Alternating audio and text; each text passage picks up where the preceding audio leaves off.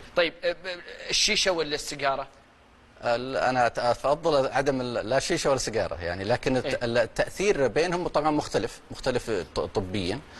يمكن نخوض فيه يمكن ما يكون واضح أكثر، لكن السجائر معروف أنها مقلصة للشرايين، وعملية تقليص الشرايين تؤدي إلى زيادات الجلطات القلبية. الشيشة موسع للشرايين، وهذه تقلل من يعني احنا مثلا في الناس اللي يشيشون ما نشوفهم في أمراض في أقسام القلب بشكل كبير، بينما تروح إلى الأنف والأذن والحنجرة تشوفهم بشكل كبير أو الدكاترة. هذا يعني أنه الشيشة أقل ضررا؟